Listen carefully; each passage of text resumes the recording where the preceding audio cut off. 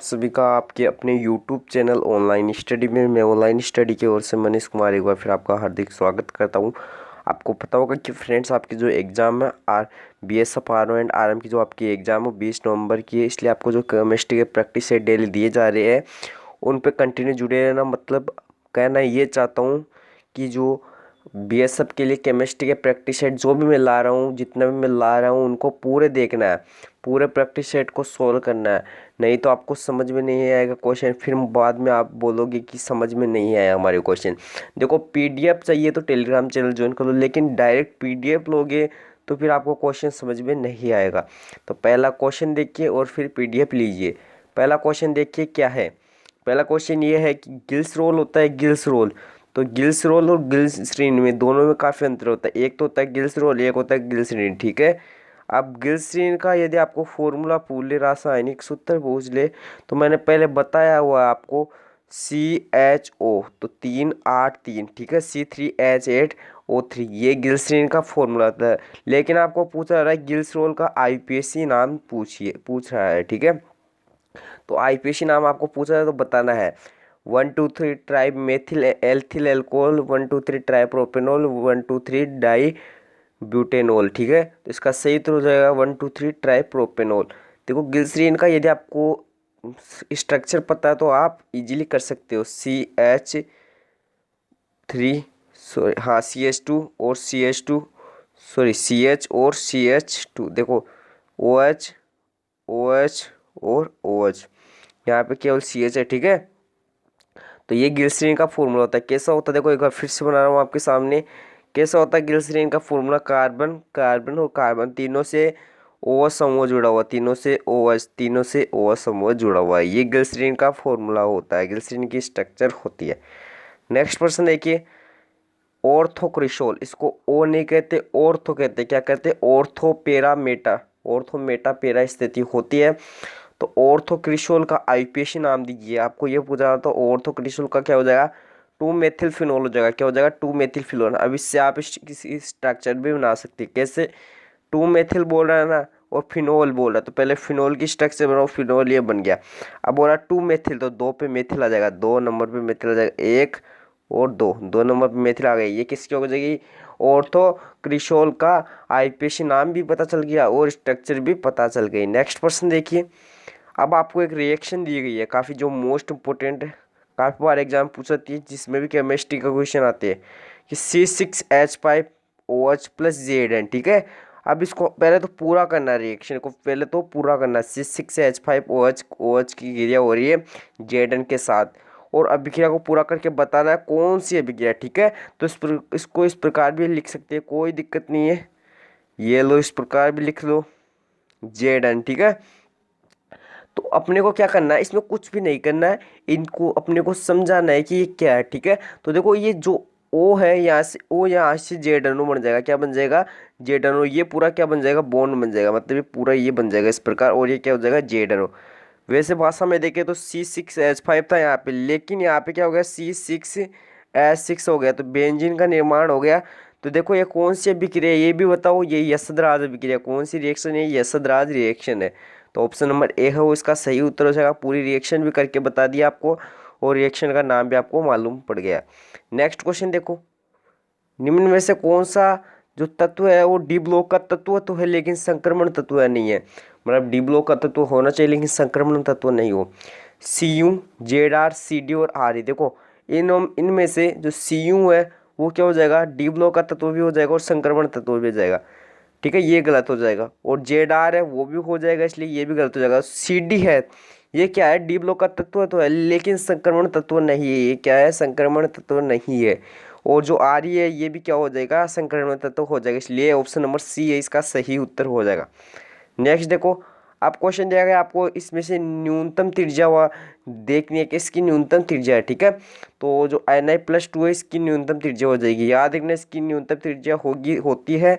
और जो Ti+2 है, Fe2+ होता है, Zn2+ होता है, तो इनकी क्या होती है, त्रिज्या ज़्यादा होती है। इस प्रकार दे रखा, आपको समझ में नहीं आया तो इस प्रकार समझ लीजिए, ये ऐसे दे रखा होता है। ऐसा क्या टाइप नहीं होता, तो इस प्रकार मैंने टाइप कर दिया कि आप समझ सकते हो। नेक्स्ट क्वेश्चन देखिए, Fe3+ में अयुग्मित इलेक्ट्रॉनों की संख्या होती है। काफ़ी अच्छा क्वेश्चन है, काफ़ी मोस्ट इंपॉर्टेंट क्वेश्चन है। अब आपको पूछा जाए Fe3+ में अयुग्मित इलेक्ट्रॉनों की संख्या होती है, तो देखो आप ऐसे निकाल सकते हो। फिर आपने VBT पढ़ी होगी, VBT, तो VBT के अनुसार भी आप निकाल सकते हो। तो इसमें 5 इसमें अयुग्मित इलेक्ट्रॉनों की संख्या होती है और आप VBT से निकाल सकते हो। अभी इतना टाइम नहीं है, वैसे तो आपको पढ़ा हुआ है VBT भी। वैलेंस बॉन्ड थ्योरी क्या होता है, वैलेंस बॉन्ड और थ्योरी VBT का, ठीक है।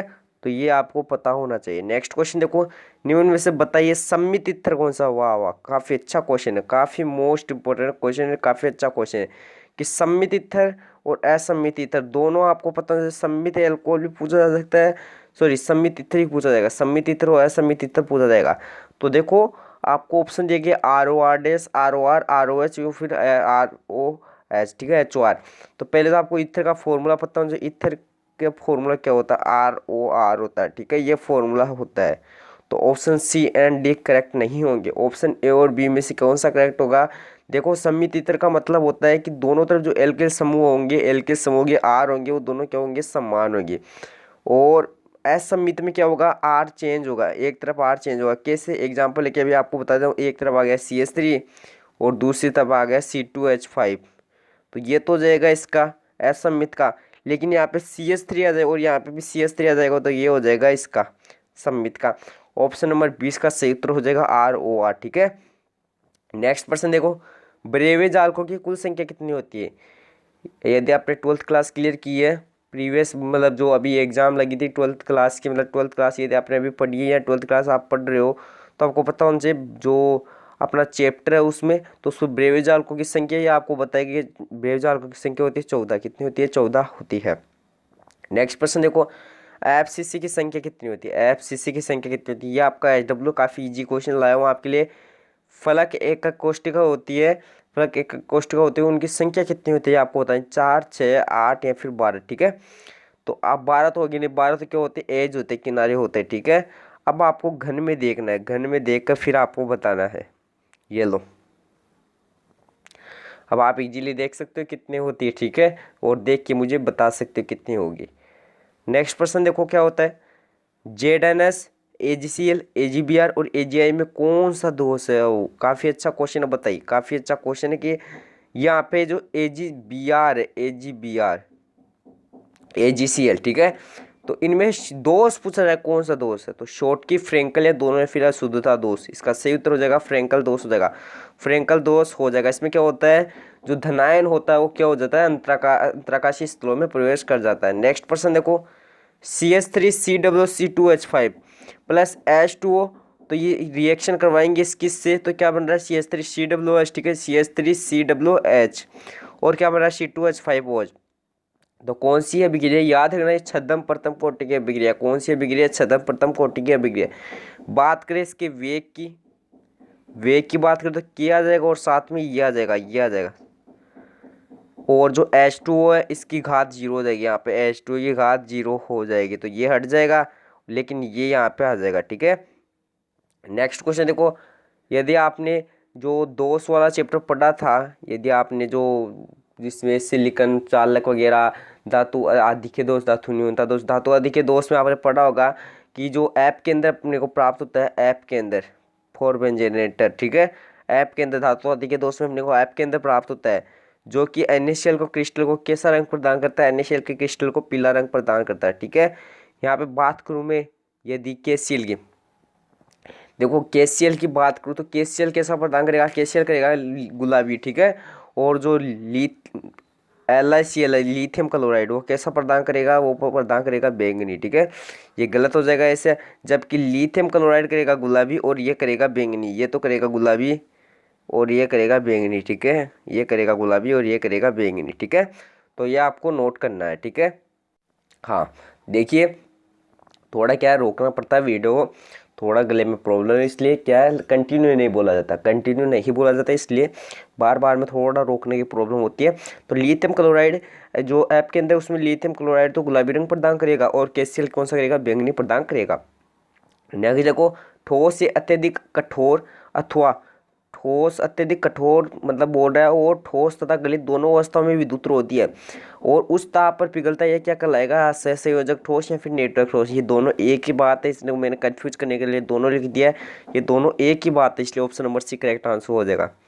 नेक्स्ट प्रश्न देखिए, निम्न में से किस अयस्क में आयरन और कॉपर दोनों अयस्क मौजूद रहते हैं। यहाँ पे लिख लेना अयस्क।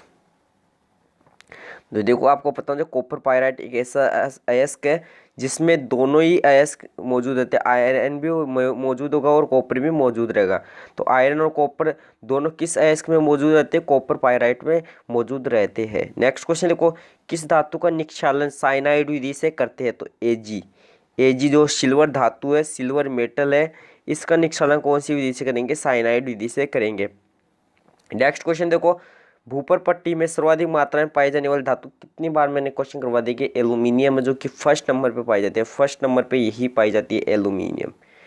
नेक्स्ट प्रश्न क्या है देखो, मेलाकाइट का रासायनिक सूत्र दीजिए। वाह कितना अच्छा क्वेश्चन है कि मेलाकाइट है उसका रासायनिक सूत्र अपने को देना है। तो मेलाकाइट का अपने को रासायनिक सूत्र देना है, तो क्वेश्चन को एक बार नोट कर लो, देखना लिख रहा हूँ मैं, CuCO3.CuOH का होल 2I। ये किसका फॉर्मूला आ गया, मेलाकाइट का फॉर्मूला आ गया।